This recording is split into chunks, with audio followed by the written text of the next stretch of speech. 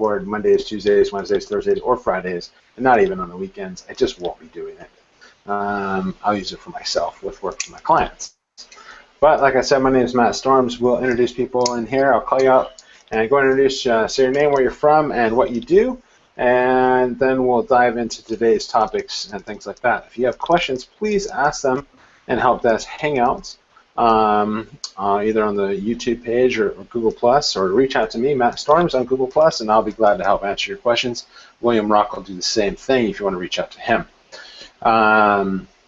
If my bandwidth is having issues, I apologize.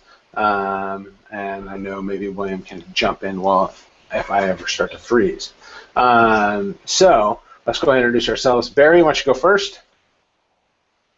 Hi, I'm Barry Schwartz. I cover Search News. Outstanding. Barry looks like he's pretty busy today, but he's going to join us, and we can mock him and make fun of him. I know Bart's going to be joining us a few minutes late, a gentleman who I've worked with for a number of years on different SEO projects and things like that, so he will be joining us. Dan, you want to introduce yourself? You have a mic? If not, yep, here I am. Outstanding. Yeah, thanks. I've seen many of these invitations. I've never joined one, just wanted to see what it's about. I'm a TC in the AdSense area, and I'm a web developer, UI, UX designer, and just kind of curious what you guys talk about and what you do. I'll probably be muted a lot, but more into listening, toss something in if I have it. Dan, I need to talk to you about setting up an AdWords account for a nonprofit. Okay. Hey, so think about that. Think about that one. We can discuss that. AdWords isn't my forte, but I've been in there. Nah. I thought you said you're an AdWords TC, right? AdSense. Oh, AdSense. Sorry about that. I apologize. I thought you said AdWords. My apologies. That is pretty cool, actually. Outstanding. All right. Well, cool. No, Hangouts, and we're going to be talking about some stuff. I think today we can talk about some interesting AdSense stuff and what we're going to talk about. So please hang out. Kevin. Hi, I'm Kevin Mullett with Market Snare. We help companies with tens to thousands of locations like dealer networks and franchises. I'm just generally a geek and enjoy giving Barry and Matt guff and occasionally William. Kevin is a LAN warrior. He is the warrior of all internet gaming. Michael. Hi, my name is Michael Mason from, as you can see, What No website. If the accent doesn't give it away, the flag behind me should. But I'm actually based in sunny Tenerife, and I've been involved in web and web design, SEO, and all those wonderful things for a little over 20 years now. Awesome. And William. Thank you. William Rock, internet marketing conversion geek. Love just being on the show again with all these others. All right. So here's what we're going to talk about today. We're going to talk about some basic SEO. We're going to talk about some tools. And we're going to talk about some SEO news. That way Barry stays engaged and doesn't want to leave because he loves the news more than anybody. And we'll probably throw in some AdSense, being that we've got a good top contributor, Dan, in here. Maybe he's got some really good AdSense tools that people who have AdSense on their site could be able to use that won't muck up their SEO and all that type of stuff. So I have a feeling Dan might have one or two tools up his sleeve that he uses. So I'll start off with basic with a basic SEO, and then whoever goes next gets a tool, and then whoever goes after, and then Barry will go after that with news. Everyone cool with that? Give me a thumbs up. Only got one. There we go. Outstanding. All right. So basic SEO. I would say this is schema markup. Some people might say that's advanced. I say it's basic now. The reason I say it's basic is because everyone should have it. I was at PubCon last year where Pierre Farr was at, and somebody said, oh, you should only mark up the things that really matter on the page with schema. And Pierre raised his hand from the crowd, and I was sitting next to him, and he said, no, you should not do that. you should actually mark up everything. And when you do that, you're actually going to enhance, and you're going to basically be able to help Google understand what everything on the page is about. Don't give them just a little microcosm, give them all of it. So hopefully that will maybe import some people. And if you guys want to talk about that schema markup, let's do it. So what are your thoughts about schema markup?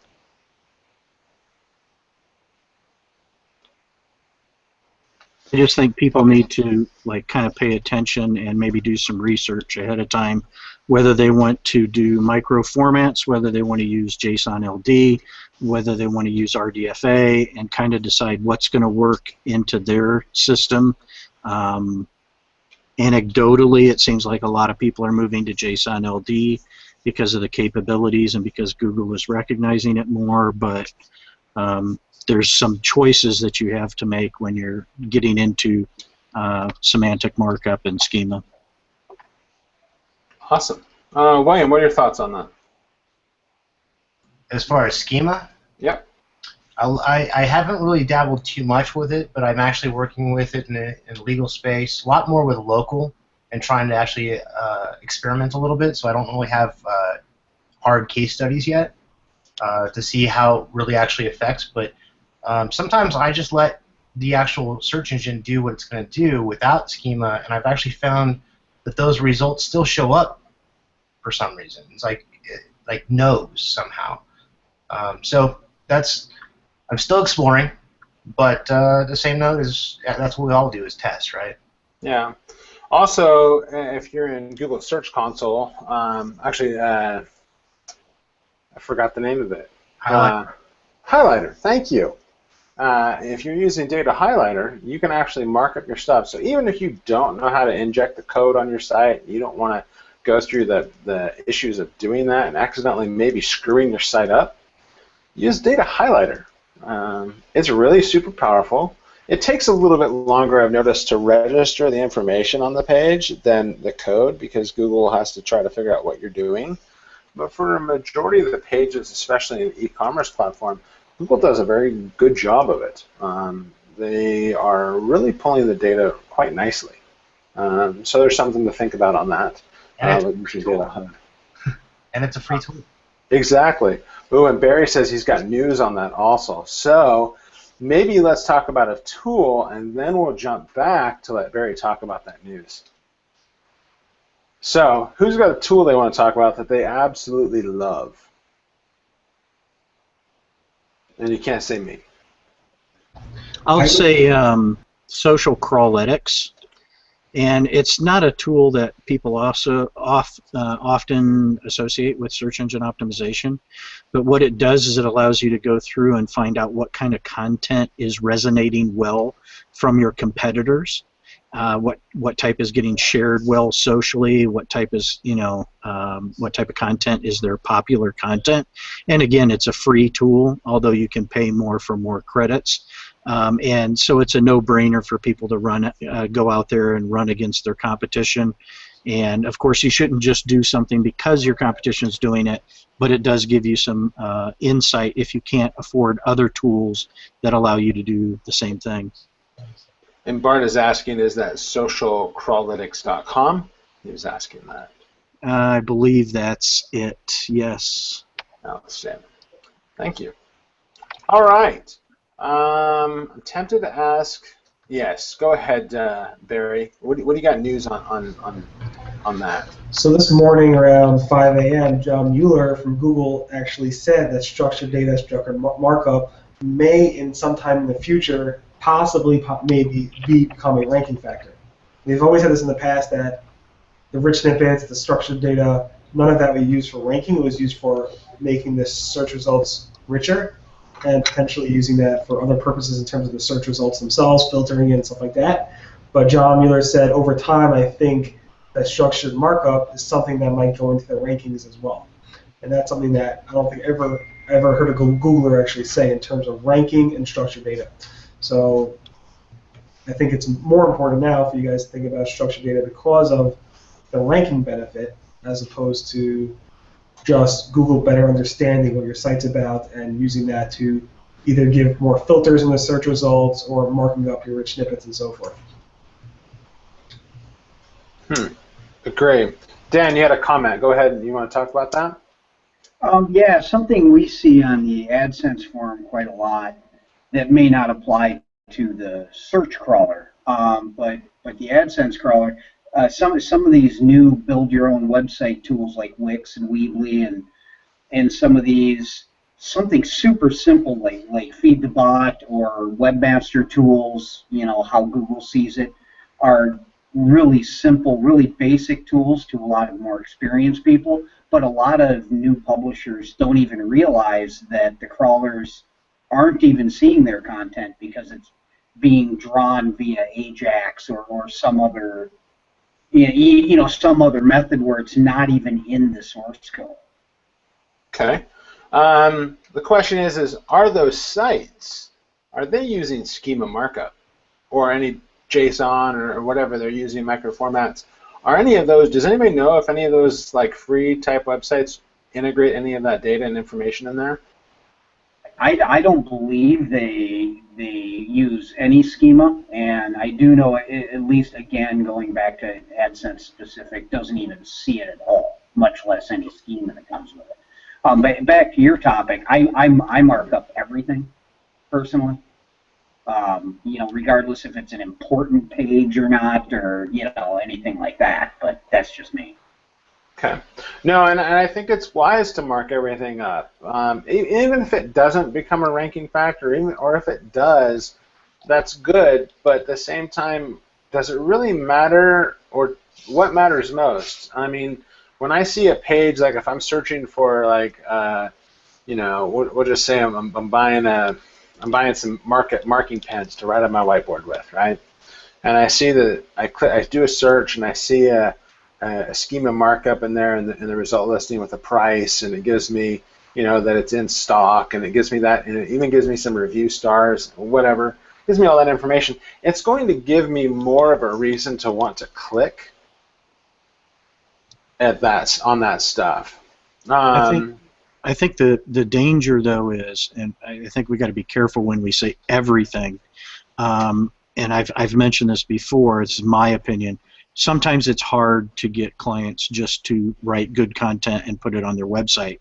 So what I would say is there's going to be a diminishing returns involved there with marking literally everything up that could possibly be marked up. So I agree that there's certainly things that are very high priority, but if it's going to cause you to have to choose writing content that serves your audience versus spending time doing schema, I would very generally speaking go with the writing good content and then work the schema into it. I would not sacrifice content for schema at this point. So yeah, I mean, my thing is that I would mark up everything that makes sense. You're not going to be putting, you know, some pages just don't need that. They're not going to need schema markup. The pages that I hate most on a website is the privacy page. I hate it. I don't even know why companies even allow it to be indexed. Call it a pet peeve of mine, but whenever I see that, and I see I see Kevin there laughing, so I'm going to call on you next, Kevin. But when I see a privacy page and it's marked up with schema, I'm like, dude, you went overboard. Like, holy moly, you went over the moon, you went over to Mars, and you passed Pluto. You don't have to mark up 100%. You want to mark up everything that counts. So when I say mark up everything that's applicable to what you need it to show for the user. What? Clearly, he has no idea what he's talking about because he's frozen. I don't know my favorite. Oh, I am? Yes. That's the whole thing where we was talking about how wrong you are. Oh, well, I apologize for that. Sometimes my connection freezes. Because... No, it's John Mueller there muting you and pausing you on purpose. Oh, is that it? So hopefully YouTube caught it. But basically, yeah, I mean, you mark up everything that you possibly can. That's the goal. Mark up everything. I'd like to just clarify that a little bit because there are people who might take that the wrong way. because I've seen time and time again people being penalized for marking up pages that should have no markup, or that should not have the markup on it that they're adding. So if you typically you don't want to have markup on your homepage. Typically, I mean, there's some cases where you do. Google and John Mueller and other people have said it from Google that adding markup to specific pages that doesn't have the relevant content for the markup it doesn't make sense to do so, and it might lead to do you mind if I ask you why, Barry? Because it's called rich snippet spam. It's basically you're trying to add like reviews to your homepage so that your homepage has like those stars on it, and that's just doing for the purpose of getting the stars on the page for rich snippet purposes. This causes a bit of a problem for me. I'm sorry to interrupt you, Barry, but what happens if you have a website that has a reviews section and then you have a module on the home page that pulls random reviews in? The rich content is going to come through, isn't it? The reviews that should be on the specific review on the landing page of the review, not necessarily on the home page. That's what Google has said. Obviously, it's bad intention. So if you do it because you're just embedding a piece of, I don't know. I mean, you got to be careful with it. So Google has time. Well, and I think you got to be careful with. Okay, so they say don't do it, but if the intent is to provide trust signals and confidence right when they land on the home page, then I'm going to try and figure out how I can do that. And one of the ways I can do that is by pulling some of those reviews or comments over and putting them on the home page, because it's a trust signal. It adds credibility. Okay. I would argue that Google's got pretty good at working out who's trying to game them and who isn't. I did it years ago. Thousands of keywords on the home page. Ouch. Hidden keywords. Ouch. Keywords in the same color as the background, Minus 9,000? That was back in the day, buddy. Wild, wild west. Awesome. All right, so there's some. Okay, so Bart asked, "What are your feelings or experiences with the data highlighter tool in Search Console?" I think it works well. I think it's good. It's good for people who don't want to muck around with the code. Just keep in mind, I think it takes a little bit longer for Google to actually digest that information. So if you're okay with waiting a little bit longer, it's good. Otherwise, throw the code in there. Otherwise, you're telling Google, hey, would you go look at this, instead of, hey, you have to look at this. So there's kind of a difference with that. All right, so let's talk about a basic SEO issue. Kevin, since you get that for laughing at me. Oh, fine. Basic SEO issue. For local sites, not including local intent. And so we've done quite a bit of testing, and although define what you mean by local intent. So where the query parameters and or your location that you're searching from gives Google information that leads them to believe that you have local intent. So if you append the query with a city name or in any type of a location, or it's a query that just by its very nature leads them to believe that you have local intent, like you've searched for, well, a common one is near me. If it has that local intent, then, and I'm getting called, if it has that local intent, you want to make sure that you're providing local data, local content. All right. So I think Bart I don't think has a mic, but he actually made a great example. Hey, Mr. Wu, thank you for joining us. Bart actually gave a great example, I think, Honda versus Honda dealer. I think that's a pretty simple one. Barbecue restaurant versus barbecue recipes. Recipes is going to give you that, and restaurants is going to give you stuff that's hopefully local to you. I don't know. What are some of you guys who do local? I don't do local. I stay out of that realm. What are some of your guys' thoughts regarding local SEO that type of aspect that William was talking about.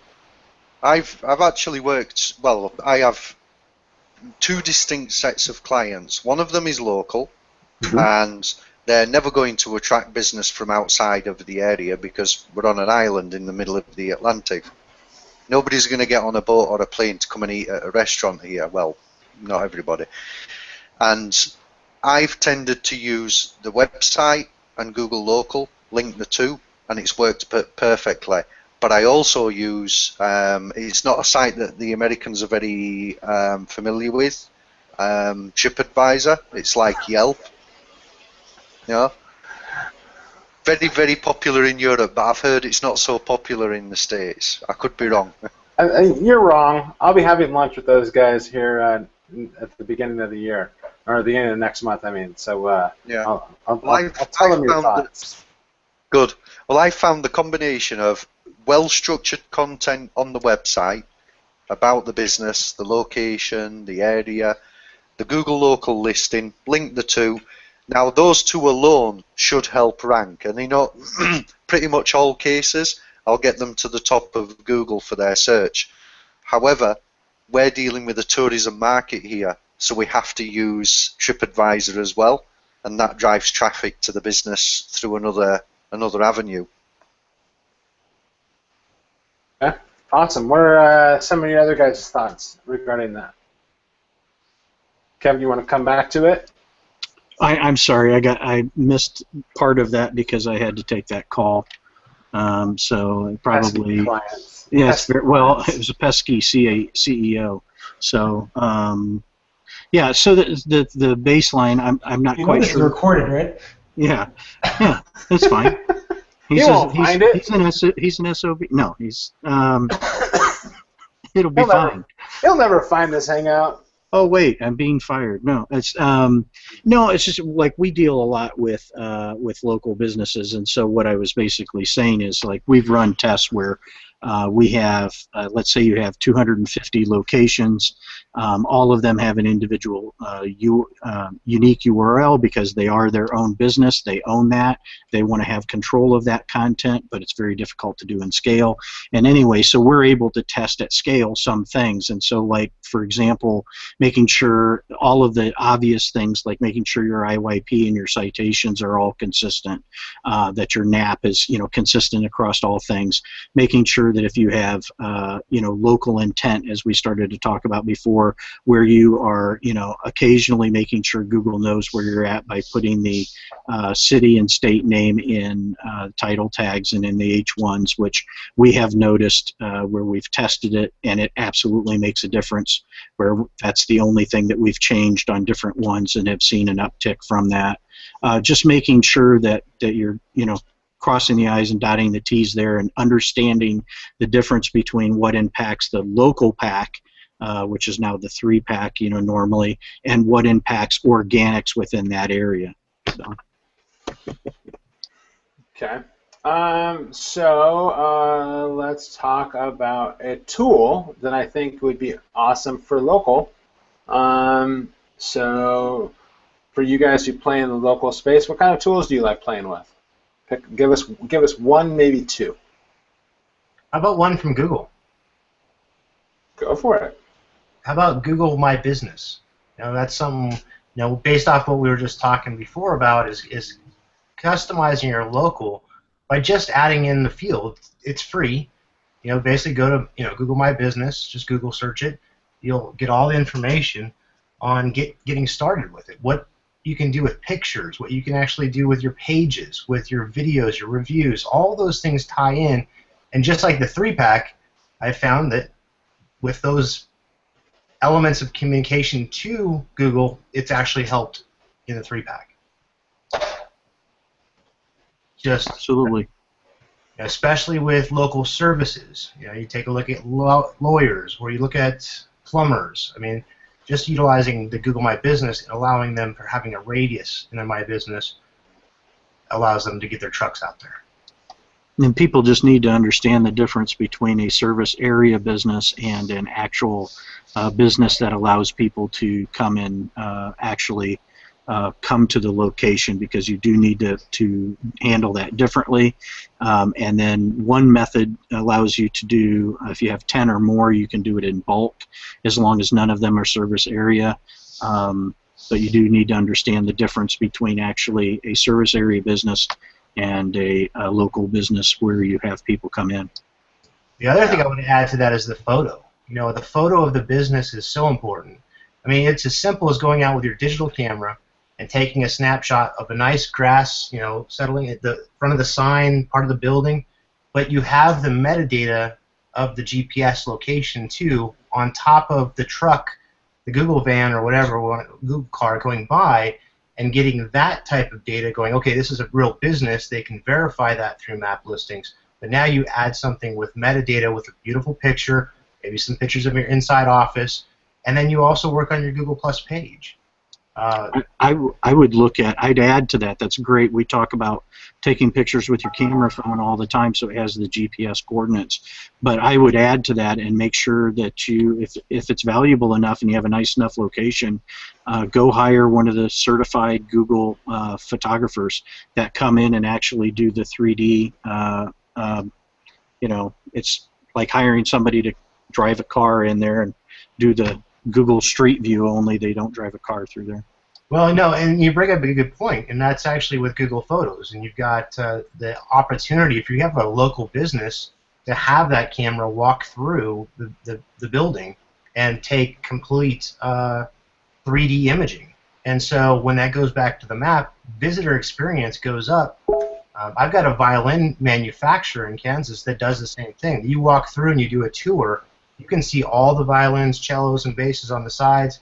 You can walk through. You can go all the way down to the music rooms. So if you got private lessons, you can walk into one of these private rooms. It's amazing.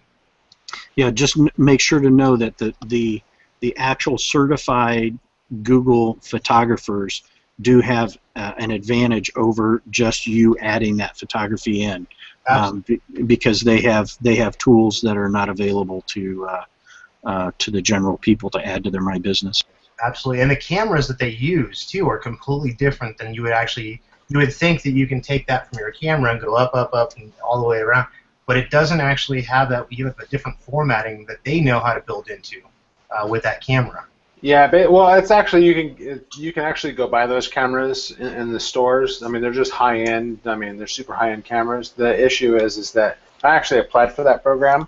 I had some friends of mine that did as well. I didn't have the camera that was a high enough quality, but a few of my friends who are professional photographers did, and they do that now. It's a nice little side income business for them, but their main job is like weddings and all that type of stuff. And so they do those photos, and then what they do is they upload it to Google, and then Google stitches all the photos together. Google made a proprietary software for those photographers that's actually really, really nice. And it stitches everything together for them. And you kind of actually do have that. If any of you have the Nexus phones, you can actually do Photosphere. They actually released it to more than the Nexus now. Yeah, and so the Photosphere on Android actually has a smaller, dumbed down version of what that Google photography business has. So it's actually kind of along the same lines, but it is actually a lot better for the photographers. If you have a small business, if you have an actual office, I say it's a good thing to do, and you can do it for, anywhere between $300 to $500. I mean, William, you said you hired a guy. How much did they charge? I believe that one was about $700. Yeah, depends on how many rooms. Depends on how many types of space and things like that you're trying to do. And they did a lot of detail work though. They scoped out the entire area and they mapped it out, and then they put it in the computer, and there was a lot of work. Yeah, so it really matters on how big your space is. That's how much more money you'll pay. If you have a tiny little space, it's going to be cheaper. So you have to think along those lines. Get bids, all that type of stuff. There's usually like 1 to 3 photographers in every city.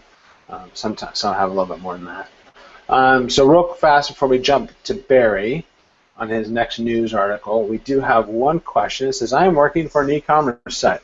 I have read articles that we should not repeat keywords more than 3 to 4 times. But on category pages, where we list 24 to 30 products, we do have keyword repetition. How to tackle that issue? I hope you understand what I'm trying to say. Like, as we sell oil filters, we have to repeat oil filters again and again. All right. So I am going to pass the buck on this question. I want Eric Wu to answer this because he hasn't joined us in a while. What, keyword density? You're asking me about keyword density. You want me to repeat the question? Did they mean keyword density, or were they saying Google keyword meta tags? I didn't catch that. So he says, I'm working for an e-commerce site. I've read articles that we should not repeat keywords more than 3 to 4 times. But on category pages where we list 24 to 30 products, Oh, he's talking about category pages. He's talking about we do have keyword repetition. How to tackle that issue? Don't worry about it. It's a category page. Like, the 3 to 4 rule is usually Google's trying to talk about your individual piece of content. And I don't even know if Google even said that. Like, that's just some SEO saying 3 to 4 times. Like, that's a bunch of BS. Just whatever makes sense for your users, do that, right? Like, if it makes perfectly good sense to your users that you're using the word multiple times in different sections, that's perfectly fine. Go to Amazon, search for anything. You'll see the words more than 3 to 4 times on a given page, where each product might have it in there. The thing is that you need to consider is that if you're using the same word like oil filters, like if it's obvious that it's a freaking oil filter, don't use the word oil filter. Just give it the model number or give it the description of the item if that's on your category page. People know that they're there for oil filters. That's just a better user experience just because they're not seeing the same word all over the place. But if it makes sense to have the word in there because it's a distinct type of oil filter, yeah, I mean, add it. Don't worry about these inane, like, quote-unquote SEO rules that people write about. It's just don't overdo it. Think about the user first. We can blame all the people who write about it to one guy, Barry. Just kidding. Barry, give us What do you want? give us some SEO news. Real or fake? Ooh, that's a rough one. Kevin, what are your thoughts? Real or fake? Well, now I'm kind of intrigued. I mean, I've heard most of what's real, but now I'm intrigued to what's fake. Okay, I'll just tell you something real then. Or maybe fake. I don't even know. Google. Remember that whole thing we talked about, the Google Index Status Report, where the index count dropped and then went back up or whatever? So Google told us. Did I mention this last week? Google told us basically that it was a bug and they changed their estimated counts. So the reason it dropped was, initially they thought the reason it dropped was because they changed how they figure out how many pages a website has been indexed, how many pages a website has been indexed. But the reason it dropped so much was because there was actually a bug in the reporting. And they didn't know that when they told me that. So it seems as if you're a savvy SEO and you've been watching it very, very closely, that your index count might have shifted on some level because Google has changed that estimation or the algorithms they use to estimate that.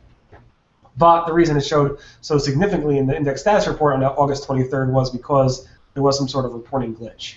So just some interesting tidbit for anybody who really follows the SEO space and follows lots of large websites very closely. You might have noticed a significant change outside of the index status report. Okay. Yeah, I don't know what to say to that. All right, so I'd like to hear an SEO tool that's Michael. Give us an SEO tool that you like to use. Or actually, correction. Sorry, I went out of order there. A basic SEO issue. That's what we're on. Sorry. Basic SEO issue.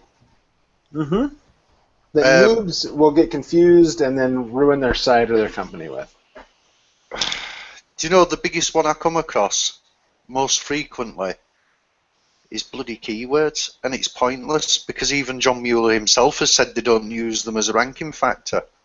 I've been asked by clients to look at a website, and the first thing I do is look at the metadata, the header tags. I hit the keywords, and there's either 0 keywords, as in no meta tag, which isn't a big deal, or there are absolutely thousands. And I saw one customer with, I think, off the top of my head, something like 800 keywords. And I actually turned around to them and I said, do you realise the last time I did this was 22 years ago? And they looked at me and I said, that was before Google was around. Google changed things. And I try to help them understand that less is more. You have to be focused with what you're going to say.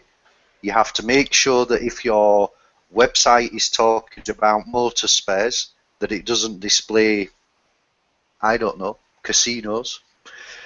And try not to focus on just injecting content in there and keywords, etc. But these are the people that extol the virtues of Wix, one-on-one, and whoever else. And you know, even I have site builders on my servers, but none of my customers use them. You know, Yeah, they're there I for the, you know. was going to say real fast, I worked with a company the other day to actually hide all of their meta tags, or not all of them, their keyword meta tag. Yeah. So that way, when they go to edit the page, only they see it. And so that way they can say, well, this page is about this keyword, and that's it. So only the guy who's editing the page actually says that, okay, now I have my reference point, this page is about X and Y and Z, and that's it. And so my content is relationship around that. Well, that's interesting because I had a conversation with a new client just Tuesday, Wednesday, based over in the UK. Saturated market, they need to expand into different countries. And he mentioned keywords. And I said to him, look, I'll produce a keyword plan for you, but the keywords should not be your focus. They will simply be an idea of what that page should be about. So if I tell you that the keywords are X, Y, and Z, the content that you give back to me for optimization should be about X, Y, Z. And the keywords, yes, they'll be in the website, but we're not using those as a ranking factor. We're using everything else. The content we were talking earlier about structured markup, and it's a complex thing for an end user or a client to grasp. But for me, everything flows from, and I hate to say this because somebody's going to get upset, but everything flows from the keywords, because the keywords are the basic concept of what the client wants to do. And I try to say to them, tell me what you're doing in 3 words on this page, and then that can become the keywords or not, but that is the basic concept of the entire page, all the content on that page. And I think that's kind of what you were saying there. Yeah, it is. Let's see. Okay. Okay, so I was just reading something funny that Eric wrote there about PubCon, and if any of you are going to actually have somebody that will be attending this year, I'll introduce Eric to him a little bit later. All right, so and I do think that's an interesting thing. I mean, the change that I was able to make on that client's website, I think, helped them to realize that. And I wish that more sites would do that. Like, you can put a keyword tag on the page, but make it so it's not publishable. Make it so only the person who's editing the page can see that and can make changes. So let's talk about a tool. Who's got a cool tool that they want to use, that they like to use? Anyone want to go? Well, I guess I'll go. I just got finished on Friday with a complete site review using 3 tools, but the primary tool was SEMrush for site auditing capabilities, looking for broken links primarily, just like the other tools like Screaming Frog that we use, and therefore, but just being able to show how quickly I can do a site review with that, and then identify other areas that could be examined further and modified and improved within a website to help it rank overall. Okay. Barry said he had one as well. I do, yes. And which one is that, sir? Oh, Yeah, I would I've like been to know. playing. We want to tell everybody. I've been playing with SimilarWeb. It's Say supposedly a very, very expensive tool. It's like they know everything from supposedly your website traffic, from direct email, referral, social, search, display. Not even that. They also know mobile versus desktop now, and they also are able to track app stuff. I don't know how accurate it is, so I'm trying to anybody have a really large site they want to give me access to so I can compare it to them. Obviously, the smaller the site, the less accurate they're going to be because they actually use panel data, which requires a lot of people and then estimates based off of that. So I find SimilarWeb to be actually really good for international traffic. So if you want to understand traffic and competitive data in the international space, SimilarWeb actually has a pretty good sample set in each country. But when you compare just US or North America type of traffic, excuse me, something like Compete or ComScore, they have a much larger panel base, right? So when everybody does sampling, right? No one has complete perfect data. So the larger your sample and the more diverse your sample, the better off you're going to be. And SimilarWeb just doesn't have as much depth in the U.S. So if you're SimilarWeb told me they have a larger panel than anybody else. in the world, right? Okay. But not in the U.S. And I'm going to ask two more tools real quick here. Make sure I can hear you. Dan, give us an AdSense tool that you like to use and how it's helpful in relation to SEO, would you? Or do you have any? Sorry, the CEO just popped her head in my office. What was that? Gotcha. No problem. So, do you have an AdSense tool that you like to use that hopefully has some relationship to SEO and how you can use those, that tool? What's the best tool that you like for AdSense? Honestly, a lot of the tools that you guys have mentioned, analyzing keyword density, things like that, matter just as much to AdSense as they do to SEO because that's such a factor in, the keywords are a big factor in determining which ads come on the page. Okay. And that's actually getting less and less so, it seems, because the ads are being more and more targeted to the individual user. Meaning, Google knows all, right? So they know the personal interests of each individual, where you are, what you last searched for, things like that. And that's really something as a webmaster you really can't control. You know what I'm saying? I mean, I was building a wine cellar not too long ago, so I'm looking for refrigeration units and all that stuff. All of a sudden, all my AdSense ads are for chillers. So it's getting very, very personalized, where it's really nice to target keywords and everything and hope it relates to your content, but it seems to be less so as they get more personal to each individual visitor, which is a long non-answer. Yeah, it's all good though. I'm gonna probably butcher this name because I'm Mihai. Is that how you say it? No, it's not how you say it. Go ahead. How do you say your name? It's Mihai, actually. Mihai. Okay. Yeah. Sorry, but I apologize. That's really okay. I usually actually present myself as Mike, since Michael is the direct translation of the name. But whatever you can. I'm not even gonna try to pronounce your last name. No, don't. Even fellow Romanians can't really deal with that. So you probably your own parents can't even pronounce your last name, even let alone theirs. No, they got used to it, I guess. All right. So hey, you wrote in the chat that you're working on something. Would you mind talking about a little bit about it? You don't have to share it if you don't want to, but I would love to hear if you want to tell people about it. Well, I've been working on something since the Search Analytics API got launched. I was actually trying to do something before that, it's basically a tool to get data from Webmaster Tools into Google Sheets. Usually, well, Google has a few examples of how to back up your data using, for example, some Python scripts, PHP scripts, but there wasn't any Google Sheets or Google App script that you can back up your data, and I actually needed that for a few of my clients. So I went ahead and used my limited programmer skills to do something that kind of works now. I'll try to publish it as an add-on once it's more refined, I guess. But Awesome. yeah, I can actually share that if you're looking forward to see it.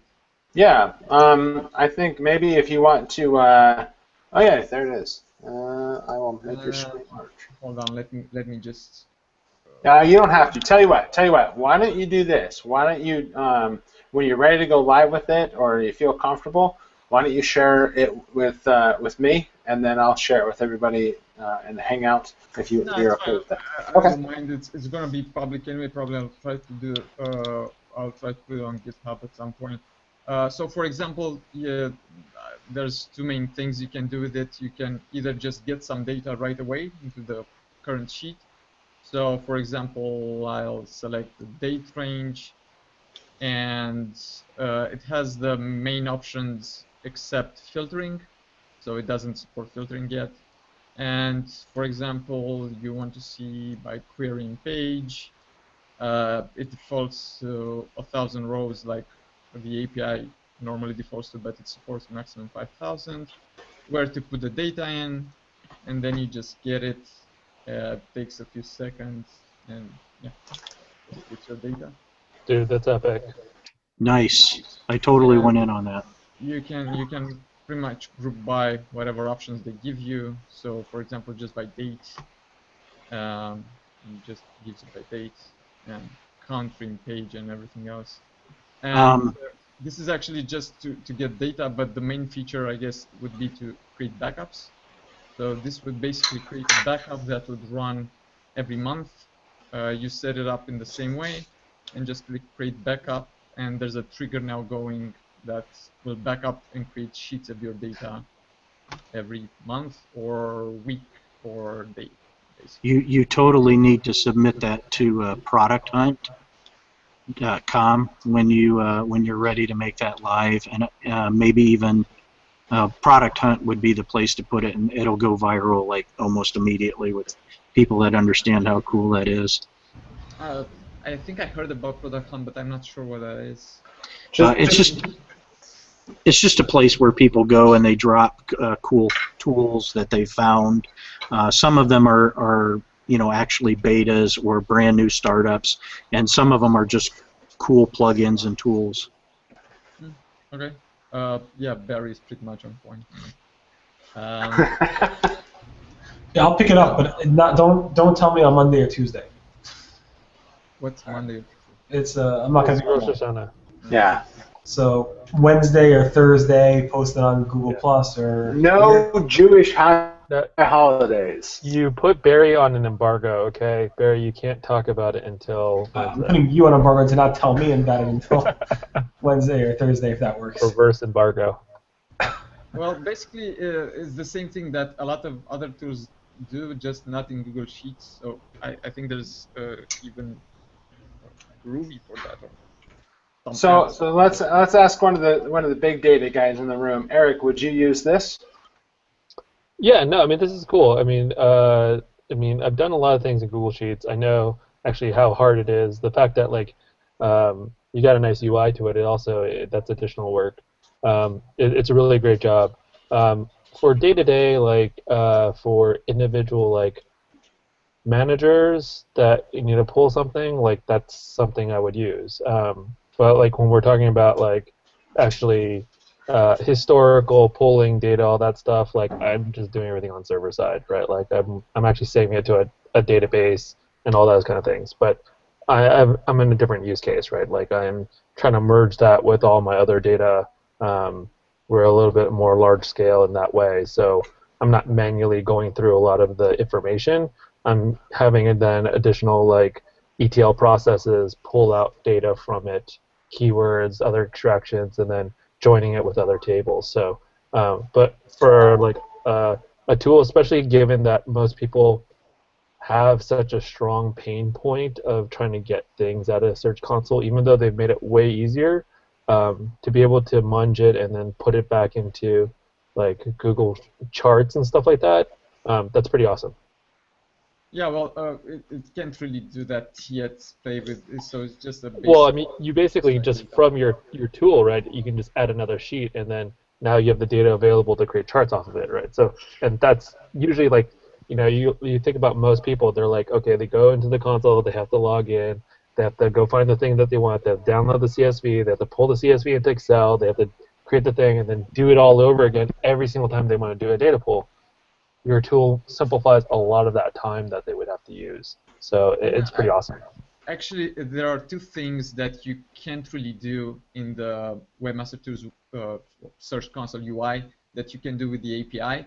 First of all is extract both query and page information at the same time and put them right one near the other. You cannot really do that in the UI. You have to go filter by query and then go into the pages option to see where the query sends the user. So with the API, you can actually see for each query what the landing page is. And the other thing that I found interesting, it doesn't have filtering yet, but once it does, you can filter a query, then do by group by date, and then you basically have a rank tracking. If you put up a graph, you can see how the rank varies for each keyword, basically, with a chart or something like that. So that's I think a pretty nice use case. Some people would be interested in, rather than use a paid tool for something like that. Of course, it's Google's data. They're not doing a incognito search or anything else, but for some people that might be even better. I think there's some interesting things you could do, especially make it like a hard page and then tell people, hey, if you want this, like click make a copy and embed your links on all that stuff and let people know that, hey, this is how you can make your own copy of this and see how it can go from there. I think you can do some really impressive things with it. Good job. If you can make it so that...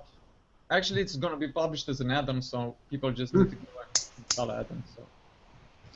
Also, make it so that you could actually pull somebody else's Webmaster Search Console data.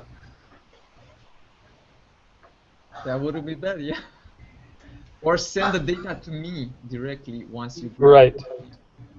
You should make that clear that you're not going to see the data. People will confuse, especially like newbies.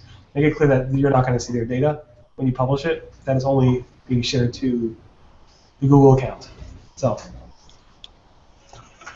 All right. So, folks, I think I'm going to have to jet out early. My wife says we're fully packed, and I've got to drive down to Irvine. So I've got a 100-mile bicycle ride I'm doing tomorrow that I've been training for, trying to get skinny. But thank you for joining today, and I look forward to next week. Hopefully you guys had an enjoyable time, and thanks for everyone for joining us, and we'll look forward to next week. Have a good one, folks.